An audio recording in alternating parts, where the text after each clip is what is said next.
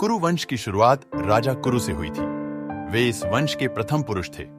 राजा कुरु बड़े ही प्रतापी, शूरवीर और तेजस्वी थे।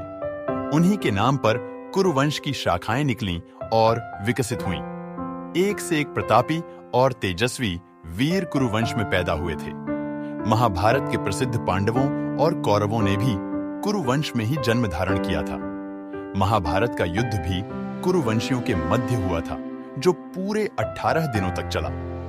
अनुमान किया जाता है कि महाभारत में वर्णित कुरु वंश 1200 से 800 ईसा पूर्व के दौरान शक्ति में रहा होगा। पौराणिक मान्यता को देखें तो पता लगता है कि पांडव अर्जुन के पोते, अभिमन्यु के पुत्र परीक्षित और महापद्मनंद का काल 382 ईसा पूर्व ठहरता है। कथा कुरु कौन थे और उनका जन्म किसके द्वारा और कैसे हुआ था, इन प्रश्नों पर वेद व्यास ने महाभारत में प्रकाश डाला है। कुरु वंश की कथा बड़ी ही रोचक और प्रेरणा देने वाली है, जो इस प्रकार है। अति प्राचीन काल में हस्तिनापुर में एक प्रतापी राजा राज्य करते थे, जिनका नाम संवरण था। राजा संवरण सूर्य के समान तेजवान थे और अपनी प्रजा का बड़ा ही ध्यान रखने वाले थे। वे स्वयं कष्ट उठाकर भी अपनी प्रजा के कष्टों को दूर करने का पूरा प्रयत्न करते थे। संवरण सूर्य देव के अनन्य भक्त थे। वह प्रतिदिन बड़ी ही श्रद्धा के साथ सूर्य देव की उपासना किया करते थे। जब तक सूर्य देव की उपासना नहीं कर लेते थे, जल का एक घूंट भी कंठ के नीचे नहीं उतारते थे। एक दिन संवरण एक पर्वत पर शिकार खेलने के लिए गए। जब वह हाथ में धनुष बाण लेकर पर्वत के ऊपर आखेट के लिए भ्रमण कर रहे थे, तब उन्हें एक अतीव सुंदर युवती दिखाई पड़ी।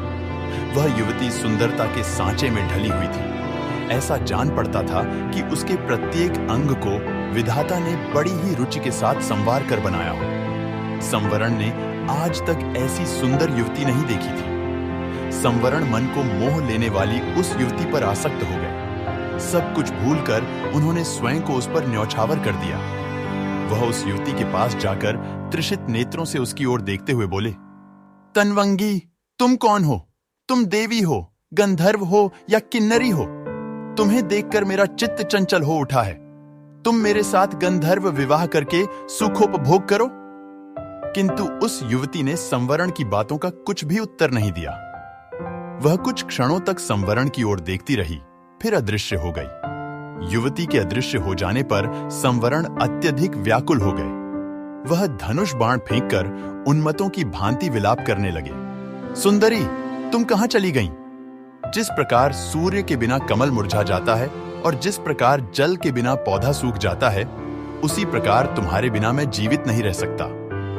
तुम्हारे सौंदर्य ने मेरे मन को चुरा लिया है। तुम प्रकट होकर मुझे बताओ कि तुम कौन हो और मैं तुम्हें किस प्रकार पा सकता हूं। संवरण की ऐसी अवस्था और व्याकुलता से वह युवती पुण्य प्रकट हुई। वह संवरण की ओर देखती हुई बोली, राजन, मैं स्वयं आप पर मुग्ध हूं, किंतु मैं अपने पिता की आज्ञा के वश में हूं। मैं सूर्य देव की छोटी पुत्री हूं। मेरा नाम तपति है। जब तक मेरे पिता आज्ञा नहीं देंगे, मैं आपके साथ विवाह नहीं कर सकती। यदि आपको मुझे पाना है तो मेरे पिता को प्रसन्न कीजिए। वह युवती अपने कथन को समाप्त करती हुई पुण्य अदृश्य हो गई। संवरण पुनः उन्मत्तों की भांति विलाप करने लगे। वह आकुलित होकर पृथ्वी पर गिर गए और तपति तपती की पुकार से पर्वत को ध्वनित करने लगे। संवरण तपति को पुकारते पुकारते धरती पर गिरकर बेहोश हो गए। जब उनकी चेतना वापस आई तो पुण्य उन्हें तपती स्मरण हो आई। उन्हें तपती का वह कथन भी स्मरण हुआ कि यदि मुझे पाना चाहते हैं तो मेरे पिता सूर्य देव को प्रसन्न कीजिए। उनकी आज्ञा के बिना मैं आपसे विवाह नहीं कर सकती। चारों ओर सन्नाटा छाया हुआ था। संवरण नेत्र बंद किए हुए ध्यान की मुद्रा में विराजमान थे। सहसा उनके कानों में किसी की आवाज आई, संवरण, तू यहां तप में संलग्न है। तेरी राजधानी अग्नि में जल रही है। यह कथन सुनने पर भी संवरण चुपचाप अपनी जगह पर बैठे रहे। उनके मन में रंच मात्र भी दुख पैदा नहीं हुआ। संवरण की रगों में विद्युत की तरंग सी दौड़ उठी। वह मन ही मन सोचते रहे कि तपती को पाने के लिए सूर्य देव की आराधना करेंगे। उन्हें प्रसन्न करने में सब कुछ भूल जाएंगे। संवरण सूर्य देव की आराधना करने लगे। धीरे धीरे सालों बीत गए। संवरण तप करते रहे। अंत में सूर्यदेव के मन में संवरण की परीक्षा लेने का विचार उत्पन्न हुआ। संवरण दृढ़ता पूर्वक तप में लगे रहे। उनकी दृढ़ता पर सूर्यदेव प्रसन्न हो उठे और उन्होंने प्रकट होकर कहा, संवरण, मैं तुम्हारी दृढ़ता पर मुग्ध हूं। बोलो, तुम्हें क्या चाहिए? संवरण सूर्यदेव को प्रणाम करते हुए बोले, देव, मुझे आपकी पुत्री तप्ती को छोड़कर और कुछ नहीं चाहिए। कृपा करके मुझे तप्ती को देकर मेरे जीवन को कृतार्थ कीजिए। भगवान सूर्यदेव ने प्रसन्नता की मुद्रा में उत्तर दिया, संवरण, मैं सब कुछ जानता हूं। तप्ती भी तुमसे प्रेम करती है। आज से तप्ती तुम्हारी है। सूर्यदेव ने अपनी पुत्री तप्ती का संवरण के साथ विधिवत विवाह कर दिया। संवरण तप्ती को लेकर उसी पर्वत पर रहने लगे और पत्नी को प्राप्त करने के बाद राग रंग में अपनी प्रजा को भी भूल गए। विवाह के बाद संवरण भोग विलास में डूब गए और दूसरी ओर उनके राज्य में भीषण अकाल पैदा हुआ। धरती सूख गई, कुएं, तालाब और पेड़ पौधे भी सूख गए। प्रजा भूखों मरने लगी। लोग राज्य को छोड़कर दूसरे देशों में जाने लगे। किसी देश का राजा जब राग रंग में डूब जाता है तो उसकी प्रजा का यही हाल होता है। राजा संवरण का मंत्री बड़ा बुद्धिमान और उदार हृदय का था। वह संवरण का पता लगाने के लिए निकल पड़ा। वह घूमता घामता उसी पर्वत पर आ पहुंचा जिस पर संवरण तप्ती के साथ निवास करता था। संवरण के साथ तप्ती को देखकर बुद्धिमान मंत्री समझ गया कि उसका राजा स्त्री के सौंदर्य जाल में फंसा हुआ है। मंत्री ने बड़ी ही बुद्धिमानी के साथ काम किया। उसने संवरण को वासना के जाल से छुड़ाने के लिए अकाल की अग्नि में जलते हुए मनुष्यों के चित्र बनवाए। वह उन चित्रों को लेकर संवरण के सामने उपस्थित हुआ। उसने संवरण से कहा, महाराज, मैं आपको चित्रों की एक पुस्तक भेंट करना चाहता हूं। संवरण के मंत्री ने चित्रों की वह पुस्तक संवरण की ओर बढ़ा दी। संवरण पुस्तक के पृष्ठों को उलट पलट कर देखने लगे।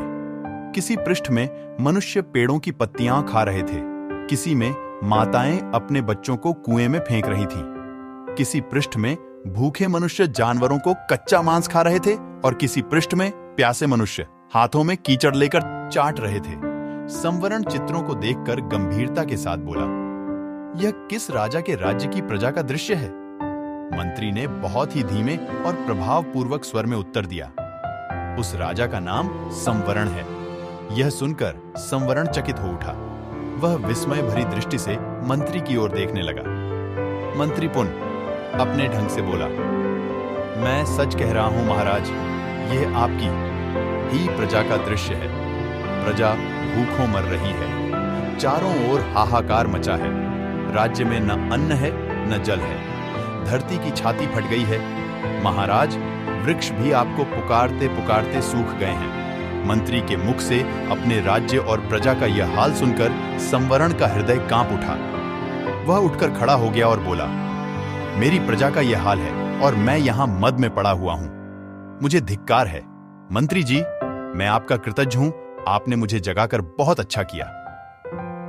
संवरण तप्ती के साथ अपनी राजधानी पहुंचा। उसके राजधानी में पहुंचते ही जोरों की वर्षा प्रारंभ हो गई। सूखी हुई पृथ्वी हरियाली से ढक गई। अकाल दूर हो गया। प्रजा सुख और शांति के साथ जीवन व्यतीत करने लगी। वह संवरण को परमात्मा और तपती को देवी मानकर दोनों की पूजा करने लगी। कुछ समय पश्चात संवरण और तपती से एक पुत्र का जन्म हुआ, जिसका नाम कुरु रखा गया।